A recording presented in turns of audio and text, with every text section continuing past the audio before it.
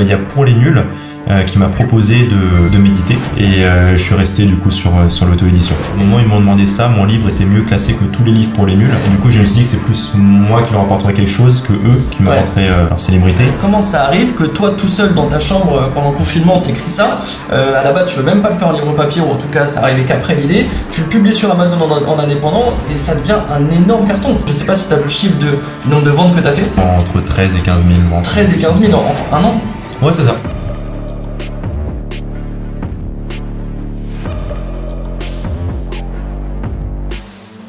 Bonjour à tous, bienvenue sur cette nouvelle vidéo. Aujourd'hui, nouvelle interview, on reçoit Daniel Vu. Bonjour Daniel. Bonjour, merci.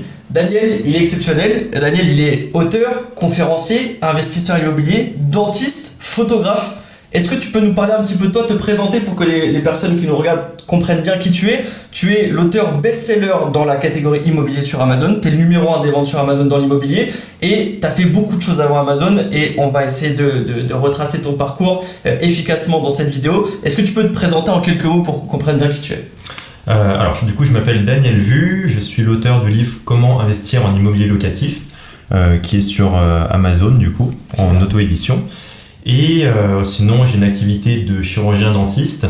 Je travaille à mi-temps en tant que chirurgien dentiste, je fais des boulots de photographe aussi. Donc je suis accrédité sur la Fashion Week avec une carte de presse. Et après je fais des vidéos de mariage, de concerts, des choses comme ça. Et pas mal d'investissements immobiliers avec effectivement des conférences, une formation en immobilier qui sort bientôt et des podcasts aussi en immobilier. Et tout ça à 27 ans, c'est ça? C'est ça. 27 ans, comment ça a commencé? Ton parcours, quel est ton parcours? Qu'est-ce que tu as commencé à faire en premier? Je crois que tu as été dentiste à 21 ans, c'est ça? C'est ça. Est-ce que tu peux nous retracer un peu le parcours de tes activités? Comment tu es venu à chaque activité? Parce que c'est vrai que c'est assez impressionnant tout ce que tu fais. Et aujourd'hui, tu ajoutes encore des cordes à ton arc avec l'auto-édition. Donc c'est vraiment impressionnant ce que tu fais. Alors toutes mes activités en fait ont commencé à travers une passion, avec des rencontres en général. Donc j'ai tendance à dire que je suis vraiment une éponge, c'est-à-dire que je suis rentré dans la vie avec pas grand-chose, pas de passion ou quoi que ce soit. Et au fur et à mesure de mes rencontres, je rencontre des personnes qui me partagent leur passion, qui allument quelque chose en moi. Et du coup, cette flamme après qui brûle en moi me pousse à découvrir les passions que les personnes me font partager. Donc dentiste par exemple, c'était le père d'un de mes meilleurs potes qui était dentiste qui m'a transmis cette passion.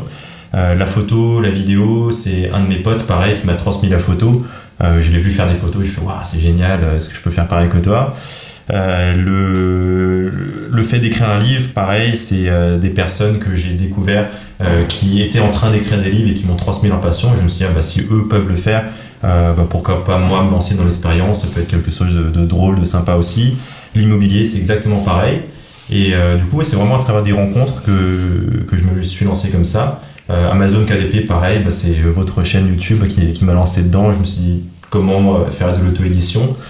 Tiens, il y a deux mecs assez sympas qui font ça, donc pourquoi pas. Et tu as une formation de dentiste, et comment t'en arrives à investir en immobilier aussi jeune? Parce qu'aujourd'hui, tu es le best-seller dans la catégorie immobilier sur Amazon, mais pour écrire un livre de cette ampleur, parce que je montre quand même juste la tranche du livre pour qu'on se rende compte, c'est quand même un beau pavé, très complet, qui a énormément d'avis sur Amazon, qui plaît énormément aux amateurs d'immobilier. Comment ça se fait qu'à 27 ans, tu arrives à sortir un livre comme ça, à disrupter le marché, j'ai envie de dire, parce que franchement, à 27 ans, arriver et être best-seller dans la catégorie immobilier en étant dentiste à 21 ans, comment tout ça se fait entre tes 21 ans et 27 ans de dentiste à investisseur immobilier, puis à auteur best-seller? Alors, je me suis lancé dans l'immobilier juste à la fin de mes études. En fait, j'ai commencé à accumuler un petit peu de revenus en tant que dentiste, en ayant un rythme de vie étudiant encore. Et du coup, je me suis dit, mince, mes revenus sont pas forcément adaptés à mes dépenses. Qu'est-ce que je vais faire de l'excès? Et du coup, l'une des premières solutions, c'était d'investir en immobilier, parce que je savais qu'en France, voilà, c'est un peu une tradition. Les Français aiment la pierre, aiment l'immobilier. Et du coup, on m'a dit, va dans l'immobilier. Mon premier investissement immobilier était une catastrophe parce que j'y connaissais rien du tout en immobilier.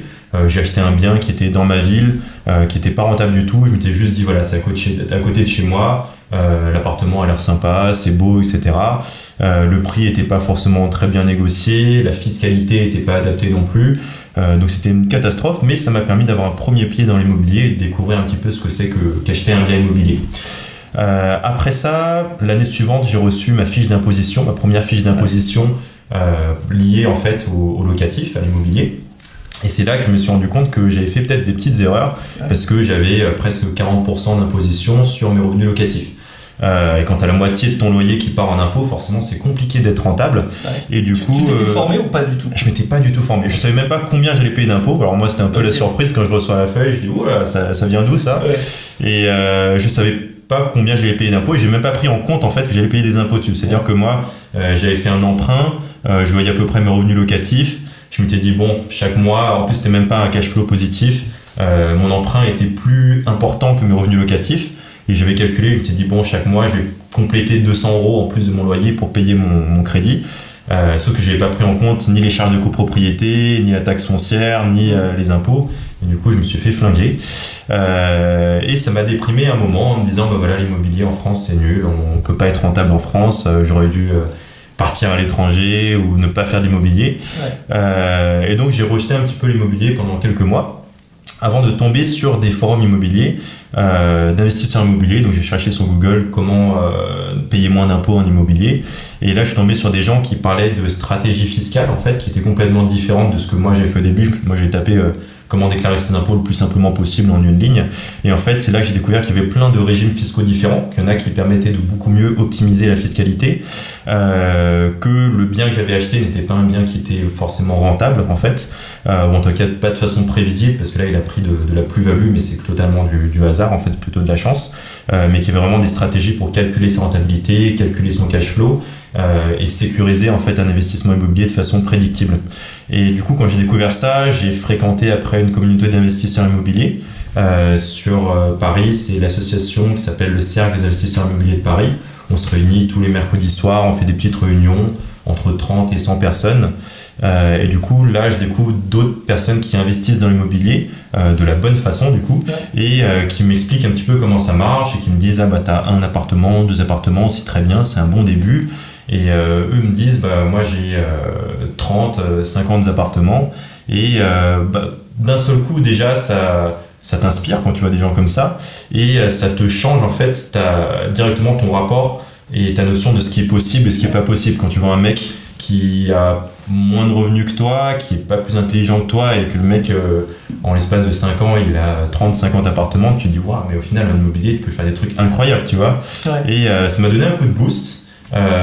C'est ces personnes-là qui m'ont transmis la vraie passion de l'immobilier et c'est là que je me suis dit bah, c'est un domaine que j'ai envie de découvrir, que j'ai envie de creuser, même si c'est beaucoup de travail, beaucoup de choses à apprendre. Bah, du coup j'ai lu une quinzaine de livres en immobilier, j'écoutais des podcasts en immobilier en allant au travail, revenant du travail, je m'endormais avec des livres immobiliers, je passais mes journées à écrire à ceux de la sauce, à discuter avec eux.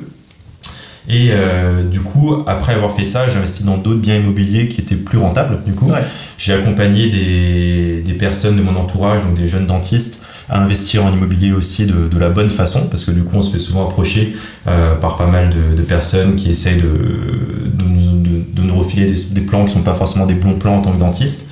Et du coup, j'ai accompagné mes amis dedans. Et je me suis dit, bah, je vais leur faire des fiches d'abord en immobilier pour leur apprendre comment investir de la bonne façon.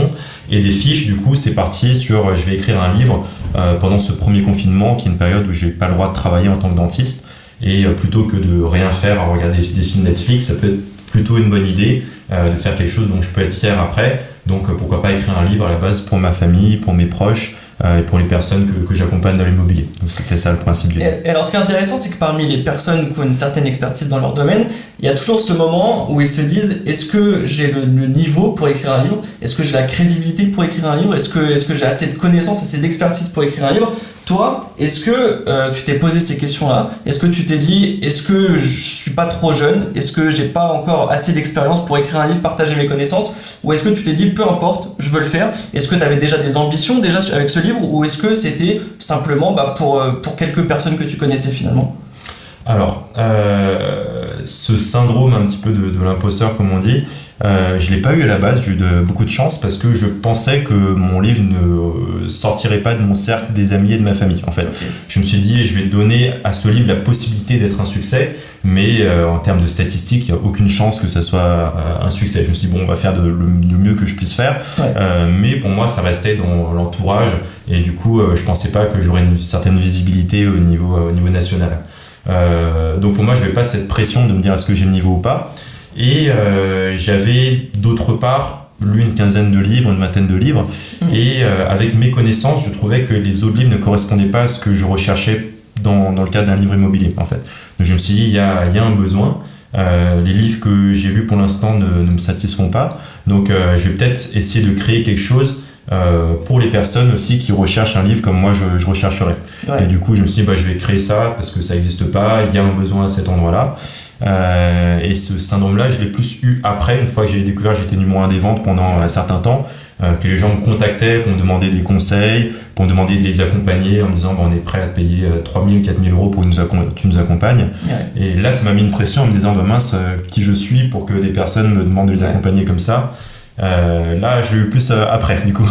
ça, c'est vraiment intéressant, on va pouvoir y revenir après, mais déjà, commençons par cette aventure de l'auto-édition. Ce livre-là, il fait plus de 500 pages, il fait 550 pages. Ouais. Ça a été écrit en combien de temps? Parce que tu dis, ok, je me pose pendant le confinement, j'ai que ça à faire, le premier confinement, donc c'est quoi? C'est 2 mois de confinement. Est-ce que tu l'as fait d'une traite? Est-ce que tu as eu des difficultés? Est-ce que ça a été facile pour toi? Est-ce que tu avais déjà des compétences en écriture? Est-ce que tu avais déjà écrit des choses avant? Parce qu'il y a des personnes qui écrivent des livres qui avant avaient un blog, qui écrivaient un petit peu. Est-ce que toi, tu étais déjà familier avec tout ça ou pas du tout? Alors, avant le confinement, j'avais déjà commencé à avoir le projet d'écrire une sorte de livre, au moins un PDF assez complet que je pourrais envoyer à mes amis. Ouais. Sauf que j'avais tellement de choses à faire qu'il me semble qu'en 2-3 mois, j'ai dû écrire peut-être 10 pages, quelque chose comme ça. Donc vraiment rien du tout. Et effectivement, c'est le confinement qui m'a offert cette opportunité en fait d'écrire ce livre en me mettant 24 heures sur 24 dessus. Le fait de ne pas avoir le droit de travailler, qui était pour certaines malchance, je me suis dit je vais saisir cette opportunité et comme ça plutôt que de regarder des films Netflix, je serais fier de ce que j'ai fait. Donc ça c'était vraiment pendant les 2 mois de confinement que j'ai tout écrit en fait. Ouais. Avant ça j'avais déjà 80-90% du livre dans ma tête. Parce que je vais déjà un petit peu tout organiser, je savais ce que je voulais mettre dedans, donc ça c'était facile, je savais ce que je voulais mettre dedans, j'ai pas eu à réfléchir pendant l'écriture. Et il se trouve que j'avais pas mal de chance parce que j'avais déjà l'habitude de faire des fiches en fait. Le livre est présenté d'une certaine façon.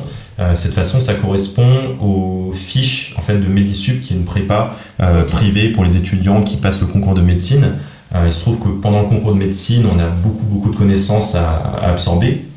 Et du coup, cette prépa privée qui forme 80-90% des étudiants pour le concours de médecine fait des fiches qui ont exactement la même présentation. Et c'est un format qui est étudié pour aider les personnes à assimiler un maximum de connaissances de façon efficace et dans un minimum de temps possible. J'ai utilisé le même format dans mes fiches de dentaire, donc mes amis disaient on dirait tes fiches dentaires, et du coup c'est exactement le même format pour mon livre, donc il n'y a pas eu de création particulière par rapport au format, c'est vraiment quelque chose que j'avais déjà l'habitude de faire, quoi. Donc dans la phase d'écriture, t'as pas forcément rencontré de difficultés, donc en 2 mois t'as écrit 550 pages, ce qui est assez énorme. C'est ça, ouais. C'est la suite qui va être intéressante, comment ça s'est passé la partie publication, la partie édition. Est-ce que là t'as rencontré des difficultés? Est-ce que tu l'avais déjà prévu en amont, ou est-ce que t'as écrit le livre et après tu t'es dit ok, qu'est-ce que je fais maintenant? J'ai écrit le livre, donc c'était un gros document Word au début. Je m'étais basé sur 200 pages, c'était mon objectif. Je m'étais dit 200 pages, c'est pas mal. 200 pages A4. 200 pages A4, ouais. C'est ça. Parce qu'après, sur ce format-là, ça fait exactement. Un peu plus de pages. Et après ça, je me suis dit, mince, qu'est-ce que j'en fais de ces 200 pages? Est-ce que j'en fais un PDF que j'envoie à mes amis? Est-ce que je le balance sur le net? Ou est-ce que je peux peut-être en faire un livre, du coup? Du coup, j'ai recherché déjà des imprimeurs comme Colibri ou des choses comme ça. Parce que c'est ça, en fait, t'avais pas forcément l'ambition dès le début d'en faire un livre papier. Ah non, pas du tout. Tu t'étais dit, je fais un livre. Voilà. Un document écrit, en tout cas, où il y a tout ce que je veux dedans, une sorte de fiche géante. Ouais. Et après, on verra bien ce que j'en fais. Du coup, effectivement, j'ai pris mon document Word en format A4, et c'est que après, en recherchant tout d'abord des éditeurs et après de l'auto-édition, ouais. Que j'ai découvert en fait Amazon KDP à travers votre chaîne, ouais. Et le principe de l'auto-édition, parce que c'est vrai que quand je suis allé voir les éditeurs de toute façon sur internet, ouais. J'ai vu qu'il fallait souvent des stocks. Et je me suis dit mince, si l'éditeur me commande 10 000 livres et que moi je le vends à mes 100 meilleurs amis, ouais. Peut-être que je vais avoir trouvé du stock sur les bras. Ouais. Et du coup, l'auto-édition, ça m'a semblé plus prudent par rapport à un livre où je pensais que ça allait pas forcément avoir du succès. Du coup. Ouais. Et avec du recul, c'était le bon choix ou pas? Parce que Avec le recul, je pense que tu as quand même une beaucoup plus grosse marge en tant qu'indépendant qu'avec une maison d'édition. Et finalement, le fait de l'avoir posté sur Amazon, c'est aussi ce qui a donné le succès à ton livre. Carrément. Est-ce qu'avec du recul, tu ferais différemment ou tu ferais exactement la même chose? Avec le recul, je ferais exactement la même chose. C'était une belle expérience. Je pense que le fait d'éditer soi-même, c'est déjà une certaine fierté. Le fait de se dire, voilà, je fais le livre, c'est vraiment quelque chose qui me ressemble. Il n'y a aucun éditeur qui m'a demandé de modifier ça. La couverture, c'est moi qui l'ai fait tout seul. C'est peut-être pas la meilleure, mais j'ai la fierté d'avoir la paternité de cette couverture-là, de prendre tes décisions toi-même, de faire ton marketing toi-même.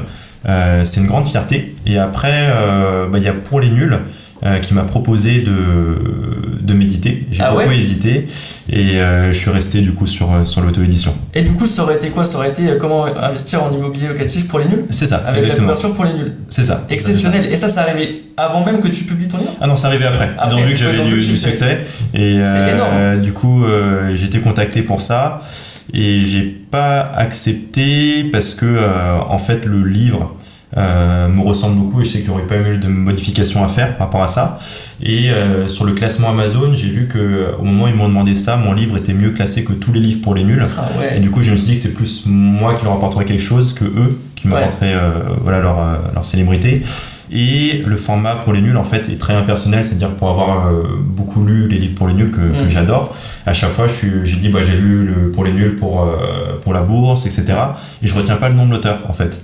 Et du coup je pense qu'il y a moins cette construction d'une image personnelle. Si plus tard tu veux lancer une activité, être reconnu dans un domaine, être Pour les nuls, c'est une certaine reconnaissance, mais les lecteurs ne retiennent pas, ils disent pas c'est le livre de Daniel Vu ou de je sais pas qui, ils disent c'est le livre Pour les nuls en fait. Et du coup ça t'efface un petit peu si tu veux comme vous créer une entreprise après et rebondir sur autre chose après. Et alors justement, avant d'en arriver là où tu as Pour les nuls qui te contactent, Comment il se fait ce succès? Il se fait tout seul? Est-ce que juste tu publies sur Amazon pour tes amis et tes proches et ça prend tout seul et ça te dépasse un petit peu? Est-ce que tu avais quand même prévu ça à l'avance d'en faire la promotion? Comment ça arrive que toi tout seul dans ta chambre pendant le confinement t'écris ça? À la base tu veux même pas le faire en livre papier, ou en tout cas ça arrivait qu'après l'idée. Tu le publies sur Amazon en indépendant et ça devient un énorme carton. Mais ça c'est un énorme carton, il faut vraiment s'en rendre compte. Je sais pas si tu as le chiffre du nombre de ventes que tu as fait. À peu près entre 13 et 15 000 ventes. 13 et 15 000 en quoi? En un an? Ouais, c'est ça. En un an, c'est quand même énorme. Comment ce succès il est arrivé et est-ce que tu es capable de l'expliquer aujourd'hui avec du recul comment ce livre a explosé quoi? Sachant que, on va dire que publiquement, tu n'avais pas d'image dans l'immobilier, tu n'avais pas de réseau, tu n'avais pas de blog, tu n'avais pas de chaîne YouTube, tu n'avais rien en fait. Tu arrives juste avec ce livre et tu deviens une référence. Le succès m'a beaucoup étonné. Je pensais vraiment pas qu'il serait numéro 1 des ventes. Et je pense que c'est lié d'abord au fait qu'il y avait un besoin dans ce domaine-là. C'est-à-dire que effectivement, ce type de livre-là, il n'existait pas. Et pour moi, il en avait vraiment besoin. C'est comme j'écris derrière, c'est le livre que j'aurais souhaité avoir pour me lancer dans l'immobilier, parce que pour moi, c'était pas clair en fait les livres qu'il y avait. Il fallait lire plusieurs livres pour rassembler pas mal d'informations. Et ensuite, il y a eu tout un travail de marketing aussi, que j'ai découvert après. C'est-à-dire qu'une fois que j'ai fini mon livre, j'ai commencé à publier, j'ai découvert des chaînes YouTube, des personnes qui parlaient de la publication de livres, en fait, de base, que je voulais juste savoir comment publier un livre. Et à travers ça, les personnes dans les commentaires disaient en fait, l'écriture du livre, c'est juste la moitié du parcours d'un écrivain. Et le gros boulot, après, c'est le boulot de promotion de son livre. Et il y avait quelqu'un qui me mettait notamment la phrase qui m'a beaucoup impacté, c'est si tu fais un livre qui est génial, mais que personne n'a connaissance en fait que ce livre existe, ça restera juste un livre génial qui sera dans ton coin pour ta famille et tu vas pas pouvoir aider plus de monde que ça. La promotion est importante. Ça veut dire qu'un livre qui est nul, si tu fais la promotion, peut-être qu'il réussira pas, mais au moins tu donnes une chance à ton livre d'avoir un succès quoi. Et du coup je me suis dit effectivement je dois faire un gros travail sur la promotion du livre. Ouais, donc à ce moment là tu as quand même cette ambition d'aller un petit peu plus loin que l'entourage. Tu te dis il y a quand même du potentiel avec ce livre. C'est ça. Une fois que j'ai publié mon livre, je me suis dit pourquoi pas, je vais tenter. Peut-être que ça va pas du tout marcher, mais au moins j'aurais découvert ce que c'est que la promotion de livres. Ça fera une expérience de plus, une aventure, et moi j'adore ça. Et du coup, tu disais que tu as tout fait tout seul, donc t'as écrit le livre tout seul, tu as fait la couverture tout seul. Je fais la couverture tout seul. Est-ce qu'à un moment, je sais pas, est-ce que tu l'as partagé à tes amis, à ton entourage avant de le publier, ou est-ce que vraiment tu l'as lancé sur le marché comme ça et t'as laissé opérer la magie, quoi? Alors la couverture, j'ai beaucoup hésité entre la faire moi-même et faire appel à un graphiste. J'ai pas fait appel à un graphiste pour plusieurs raisons. Déjà parce que je savais pas combien ça allait me coûter, et je me suis dit pour un livre où ça sera juste pour ma famille, mes amis, ça vaut pas forcément le coup. Et après je me suis dit c'est aussi une expérience de créer une couverture par moi-même, et en plus de ça j'aurai exactement ce que je veux si je la crée moi-même. Donc je me suis dit vas-y, je vais la créer. Et au début la première couverture ne ressemblait pas du tout à ça, en fait. La première couverture était beaucoup plus belle que ça, parce que là le retour que j'ai clairement de tous mes amis, c'est ta couverture elle est moche. J'en suis conscient qu'elle est moche, mais du coup la première couverture était hyper belle. Elle était épurée, etc. Mais l'inconvénient, c'est que je me suis rendu compte que cette couverture ne détonnait pas sur Amazon. Et en fait, j'ai fait la belle couverture pendant quelques jours, et à un moment, j'ai eu une prise de conscience. Je me suis dit, mince, au final, tous les livres que j'ai achetés avant sur Amazon, je les ai pas achetés parce qu'il y avait un bon contenu dedans, je les ai achetés juste en fait avec la couverture. Il y a des livres où j'étais déçu parce qu'au final, ils faisaient 15 pages ou 20 pages, j'avais mal regardé le nombre de pages après, mais je les ai achetés parce qu'ils avaient une belle couverture, et c'est ça qui m'a inspiré pour l'achat du livre. Donc je me suis dit, mince, la couverture c'est hyper important en fait dans le processus d'achat, parce que c'est la seule chose que la personne voit, elle voit pas l'intérieur du livre. Alors il faut cliquer sur feuilleter, mais c'est très rare que les gens fassent ça.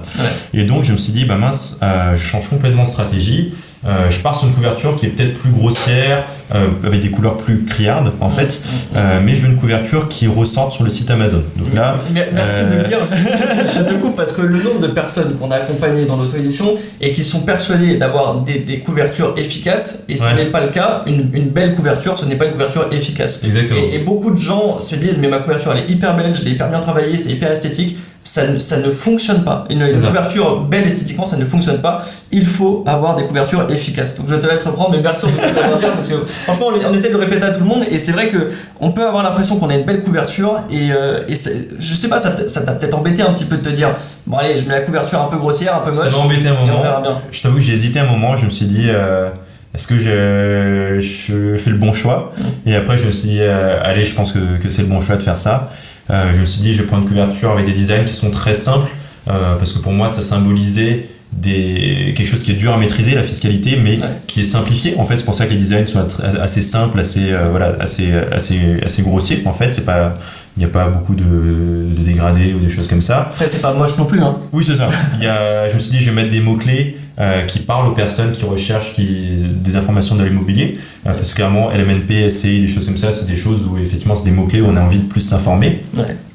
Et j'ai fait le pari de mettre ce mock-up en me disant, quand j'achète un livre sur l'immobilier, l'un des gros trucs qui m'a perturbé, c'est que parfois j'achetais des livres avec une couverture, ils mettent juste la couverture, donc le petit carré, et je me suis déjà fait entre guillemets arnaquer en achetant des livres, et au final le livre était tout fin comme ça, et il n'y avait que 50 pages. Je me suis dit, comment me distinguer par rapport aux autres pour exprimer le fait que mon livre, c'est un gros livre quand même de 500 pages.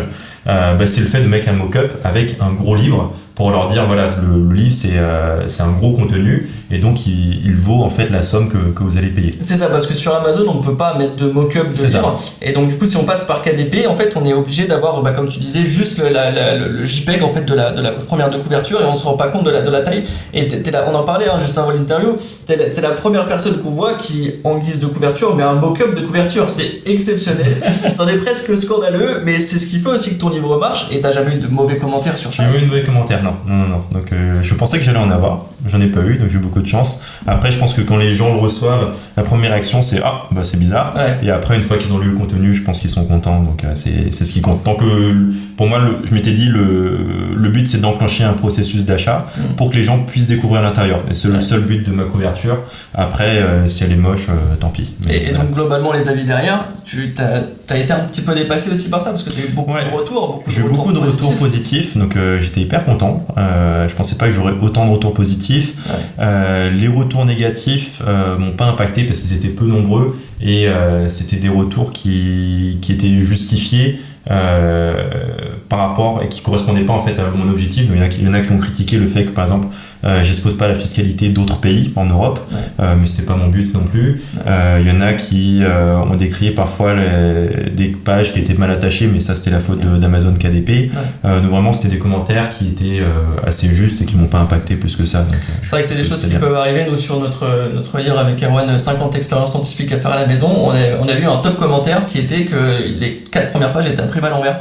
Ah oui. On n'y pouvait rien, mais c'est des choses qui peuvent arriver, il ne faut pas se décourager pour autant qu'on ait des mauvais avis. Mais globalement, les retours, ils sont extrêmement positifs. Et toi, qui partais de rien, c'est-à-dire dans l'immobilier, tu étais personne, entre guillemets, même si tu avais déjà fait de l'investissement immobilier, même si tu étais, comme tu disais, dans des cercles d'investisseurs, tu n'étais pas un nom connu, on ne connaissait pas ton nom ni ton visage. Ouais. Qu'est-ce que ça a changé pour toi d'être auteur? Quand je t'ai présenté au début de l'interview, là, j'ai dit auteur, conférencier, c'est grâce à ce livre, c'est parce que tu es auteur. Ouais. Tu peux faire des podcasts aujourd'hui, tu peux t'interviewer sur des chaînes YouTube un petit peu partout parce que tu es auteur. Qu'est-ce que ça a changé pour toi? Et je te reposerai je vais faire la question en deux temps, je la reposerai après, mais déjà sur ce point-là, qu'est-ce que ça a changé pour toi? En immobilier, ça a tout changé en fait, aussi bien dans mon activité d'investisseur immobilier que dans la construction en fait, dans le partage de mon savoir. Ouais. Ça veut dire que dans la construction de mon activité d'investisseur immobilier, maintenant je suis abordé par des personnes qui ont des gros fonds en fait et qui me proposent des associations qui me disent tiens on va investir ensemble parce que tu as pas mal de connaissances. Ouais. Les banquiers me suivent beaucoup plus facilement quand je leur dis que j'écris un livre sur comment investir en immobilier locatif, sans forcément ils sont plus aptes à m'accepter un crédit immobilier. Et après en dehors de ça, avant je formais juste mes amis en fait bénévolement en leur disant tiens je t'accompagne dans l'immobilier parce que ça me plaît et puis si on est dans la même passion on partage plus de choses ensemble, donc moi j'adore ça. Ouais. Maintenant c'est vrai que je suis abordé par je pense toutes les semaines par des personnes que je connais de nulle part qui me disent je suis prêt à payer 3 000, 4 000 euros pour que tu m'accompagnes, est-ce que tu peux animer des conférences pour tel site, telle association, là normalement il y a le plus grand congrès d'immobilier de France en septembre 2022, ils m'ont contacté pour me proposer d'être conférencier là-bas, pour avoir une affiliation avec le congrès, et ça se passe dans un stade de foot et je me dis c'est juste génial, c'est des choses que j'aurais pas pu imaginer avant quoi. C'est clair. Et ce qui est intéressant, c'est que du coup, c'était la deuxième partie de ma question, c'est que l'idée de le faire en indépendant et qu'il y ait ton nom dessus et que ce soit ton livre et que tu aies la main sur tout. On parlait tout à l'heure que tu as eu une proposition d'être édité par Pour les Nuls. T'aurais pas pu avoir tout ça si t'avais été édité par Pour les Nuls. Ton nom aurait été moins mis en avant, le livre il aurait pas eu le même succès. C'est ça. Ça change tout en fait, le fait d'être en indépendant. C'est vrai qu'on le dit souvent nous sur cette chaîne de forcer un peu les entrepreneurs à voir l'auto-édition comme une vraie opportunité. Souvent on voit les maisons d'édition comme le Graal, on se dit c'est une approbation sociale un petit peu, c'est pour l'estime, un peu pour l'ego, et finalement en indépendance ce que ça permet de faire c'est juste exceptionnel, et tu le montres avec tout ça. C'est marrant parce que les personnes qui nous suivent, c'est des entrepreneurs qui ont déjà un business et qui se demandent le livre, pourquoi faire un livre, en quoi ça va m'aider, en quoi ça va développer mon business. Nous ce qu'on explique c'est que notamment le livre ça permet de générer des clients, de générer des leads derrière des clients, et c'est pas du tout des paroles en l'air quand on voit que toi tu n'as même pas de business. Oui. Et tu génères des clients avec en tout cas des prospects qui te demandent de te payer grâce au livre, et tu n'as même pas de business. Est-ce qu'aujourd'hui tu as l'ambition justement d'aller plus loin, de faire de la formation, d'accompagner des gens? Est-ce que ce livre-là t'a ouvert ces portes-là? Carrément. Alors à la base, j'avais pas cette ambition ni cette prétention d'aller plus loin dans le fait d'apprendre aux autres immobiliers. Ouais. Et en fait, c'est venu de la demande des lecteurs, c'est-à-dire que j'avais laissé mon adresse email dedans. Je pense que j'aurais pas forcément pu le faire avec certains éditeurs. C'est aussi une chance de pouvoir mettre ce que tu veux dedans. Moi j'ai pu mettre de l'affiliation pour un comptable par exemple à l'intérieur. Ouais. Alors je sais qu'un éditeur n'aurait pas accepté que je mette de la pub dans un livre, tu vois, j'ai une page à la fin de pub. Ouais. Et ça m'a permis aussi d'avoir des retours de lecteurs qui me contactaient directement moi en me disant Daniel, je veux des formations, dès que tu as une formation tu nous préviens, et moi je suis déjà client pour une future formation. Et à la base, je voulais pas faire de formation. Il y a tellement de clients de lecteurs qui m'ont demandé de faire une formation, et des personnes qui sont venues en me disant tiens, t'as une certaine notoriété, j'ai envie de m'associer à toi pour faire une formation, que maintenant effectivement je lance une formation qui sort en janvier 2022, sur la fiscalité immobilière. Et je pense que ça aurait été impossible sans livre, quoi. Génial. Et du coup, l'audience que tu vas avoir pour cette formation, c'est l'audience de ton livre. Ça représente quand même 15 000 lecteurs en partant de rien. C'est juste énorme. Il faut vraiment se rendre compte que ces 15 000 lecteurs, comme tu disais, tu as publié ce livre sur Amazon et la magie a opéré. Exactement. C'est assez énorme. Est-ce qu'aujourd'hui, tu as d'autres ambitions? Est-ce que tu as envie d'écrire un autre livre, un deuxième livre? J'en parle aussi, parce que j'ai oublié de le préciser, c'est que tu as été un petit peu plus loin derrière avec ce livre. C'est quand tu as vu le succès de ce livre, tu t'es dit, pourquoi pas lancer mes propres low content, et donc tu as lancé contrat de location meublé, dossier complet à signer, et on a pareil pour le non meublé. Et ça, c'est des choses que tu as ajoutées du coup à la suite de ce livre-là qui a bien marché. À quel moment aussi tu t'es dit je vais faire des low content? Pourquoi tu t'es dit je vais compléter cette collection? Il y a eu de la demande aussi là-dessus? Alors, low content, il n'y a eu aucune demande par rapport à ça. Ah si, il y a eu des demandes est-ce que tu peux nous filer tes contrats de location, etc. Ça, c'est déjà quelque chose que je faisais en fait gratuitement. Donc, j'envoyais par email à ceux qui me le demandaient. J'ai un Google Drive sur lequel il y a tous mes contrats de location, etc. Et c'est venu des chaînes YouTube comme les vôtres, ou même voire peut-être la vôtre, où j'ai vu du low content. Et je me suis dit, j'ai découvert ce que c'est le high content. Ça peut être sympa de me lancer dans le low content et découvrir ce que c'est. Donc à la base je pensais pas le faire dans l'immobilier, je voulais faire des carnets comme vous parce que vous m'avez tellement inspiré que je me suis dit c'est donc rien à voir avec l'immobilier. Rien à voir. Je fais mon petit kiff à côté je vais à la Fnac pour regarder un petit peu ce qui se fait en termes de carnets, low content, etc. Et à un moment je vais dans le secteur immobilier et je vois que il y a un éditeur qui sort des contrats de location en fait, où c'est des feuilles, en fait, tout simplement des contrats de bail qu'ils vendent à la Fnac, et ça coûtait en plus super cher. Et je me suis dit, mince, ça c'est déjà présent dans mon livre, et j'ai juste à faire copier ces pages-là, les coller, et en fait ça peut me faire un low content. Ah ouais, donc c'est vraiment juste un copier-coller du livre. C'est déjà présent dans mon livre, tu vois. Sauf que je sais que la personne ne va pas prendre le livre pour écrire dedans pour faire un contrat. Ouais, bien sûr. Et du coup je me suis dit, c'est une bonne idée de low content, ça va me prendre une demi-journée juste à faire copier-coller, ou bien remettre en page, etc. Créer une couverture sympa. Et non seulement ça peut me faire une expérience dans le low content, qui est aussi une nouvelle aventure à découvrir, et en plus de ça, ça me permet d'avoir 3 livres. Et avec 3 livres sur Amazon, on peut faire une collection pour pouvoir faire de l'advertising dans un bandeau spécialisé, en fait. C'est ça. Et on voit aussi du coup le branding, quoi. On voit les couleurs qui ont été gardées comme ça. Ça permet d'être bien visible et d'avoir justement ton propre branding que tu n'aurais pas forcément pu avoir avec une maison d'édition ni avec Point et Nul. Et c'est vrai que c'est assez fou. Du coup, ça a développé ton chiffre d'affaires derrière de faire ces low content. C'est une expérience que j'ai pas beaucoup poussée, parce que je me suis dit en fait ça j'ai pas envie de le faire trop cher en fait ces carnets là. Le but c'était pas forcément de faire de l'argent, mais juste de développer une activité en plus. Du coup je pense que ça doit par mois me payer mes frais de comptabilité de la société qui gère en fait les ventes de livres. Mais bon, c'est quand même quelque chose de sympa. Sachant que ça t'a pris une demi-journée, oui, c'est ça. C'était déjà prêt et que ça tourne en automatique, autant le faire, et que t'as absolument rien à faire, donc c'est exceptionnel. Est-ce que à la suite de ce succès, donc 15 000 lecteurs de ton livre, est-ce que t'as eu envie d'aller un petit peu plus loin qu'Amazon KDP, de sortir de KDP, d'être disponible en librairie, d'être disponible ailleurs? Est-ce que t'as déjà entrepris ça? Ouais, j'ai entrepris de faire référencer du coup mon livre en librairie et à la Fnac, etc. Alors il n'est pas distribué dans les différents points de vente. Il était distribué à un moment chez Carrefour, parce que j'ai un contact du coup dans Carrefour qui m'a dit ton livre a un succès, on est au siège de Carrefour, on va essayer de promouvoir ton livre dans les magasins Carrefour, donc ça c'était sympa. Mais sinon il est disponible à la commande en fait dans les points de vente. Donc le lecteur qui vient dans les points de vente peut le commander. Par contre, c'est 3 semaines d'attente, donc faut être patient. Mais on peut le commander. Il n'est pas présent en rayon, mais on peut le commander.